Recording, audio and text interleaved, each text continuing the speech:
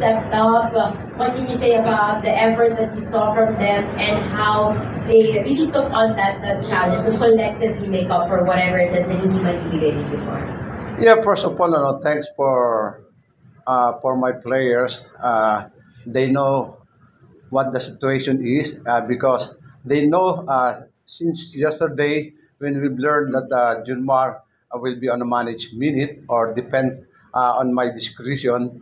So everybody's thinking na have to step up. It's not only Junmar's a game itong San Miguel So lagi natin sinasabi, ang strength ng team ay na kay Junmar. But don't forget, the strength of Junmar is with his teammate. And it's really very evident tonight, especially Mo before the game. So he's well motivated. I think he's one of the key. Plus, the guy besides me, he know the situation, what the situation is, and then he step up. And that's why he's here right now in front of you to become the best player of the game. Because I know his experience is different from the experience of those players. He's a winner and won a championship, actually 10 championships in this team. So getting to the finals is a long shot, but slowly nakikita niya. He knows what to do. Thank you, Coach. Now, Marco, it was evident tonight how all of you guys are shooting with a lot of confidence, showing that you are ready. If you could share with us the change in mentality or the mentality again, considering the situation with Junmar. I think from game one, we kind of noticed that there are certain things that we could have done a little bit better.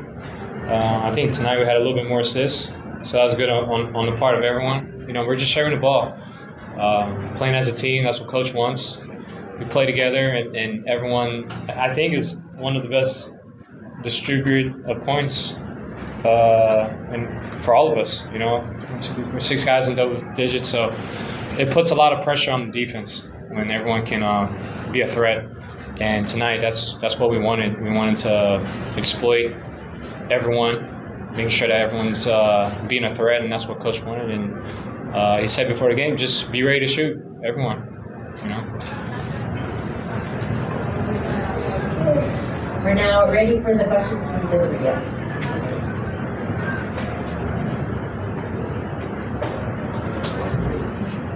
Coach, kumusta si Junmar? Coming to this game, sabi mo, yung decision mo will dependent on what, kumusta siya at game day. So, kumusta siya before this game? Yeah, that's right. Yesterday, before at 12, before our practice, he arrived to the practice and he was given the go signal of the doctor. But knowing his injury, we don't want to aggravate if we will force him to play. And the decision is, as with him. But this afternoon, before the game, so he's one of the early birds here. So that means he wants to play.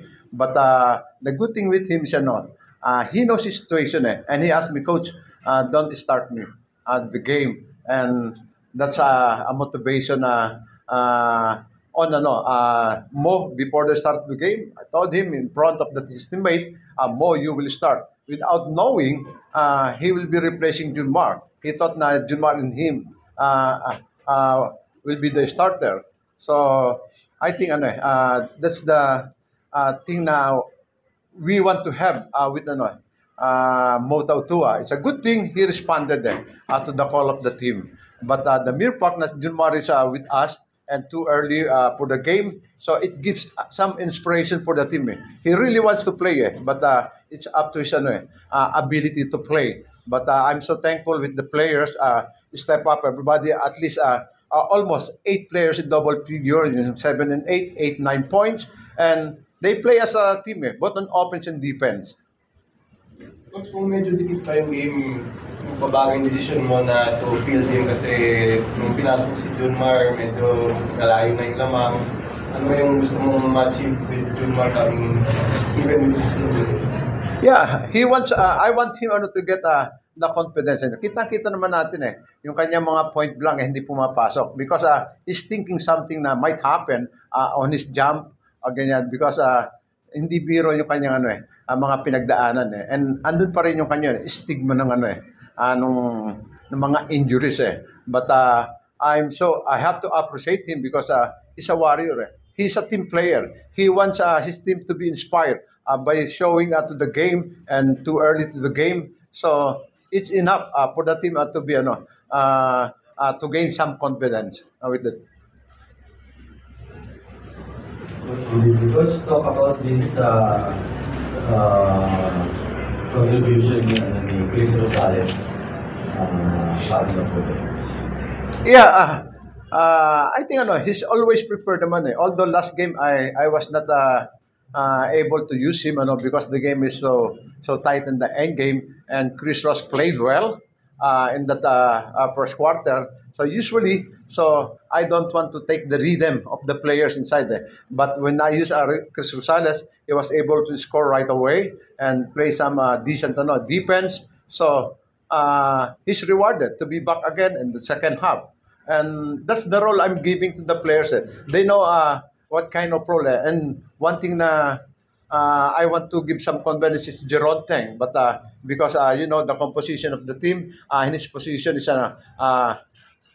four guards na yun eh. Sina Jericho, si Marcio, si Don Troliano, tsaka si CJ. So, sometimes I don't want to get the rhythm to get out the rhythm yung mga players because I'm a player also na by getting a lot of playing times, your confidence is getting better and better, especially in a tight game. But unfortunately, we lost this game. But I'm so happy with those players because hindi sila nawawala sa condition. They're still focused. Just like what Rosales did tonight. Talagang he's always focused. And nakikita ko siya in practice. Sometimes it's too late to go home after practice because he's trying to hone his skills. Because he knows he's a professional. Marcio, you scored early, you hit it up early. Was there an effort to be aggressive early because Junmar is injured? I think just coming from game one and know that not necessarily our backs against the wall, but we're down 1-0. We have to, not a sense of urgency, but we need to pick it up as a team. So being aggressive was one of the things I wanted to do, and I know how important this game is. We didn't want to come down being down 0-2. So when I can get a good look, I'm always anytime I can get an open shot there, my teammates are always saying shoot it, don't pass it up. And tonight I got some good looks early, capitalized on that, and then the momentum for me to keep going was still there. So I just kept riding it out and just being aggressive from that point. That concludes our post-game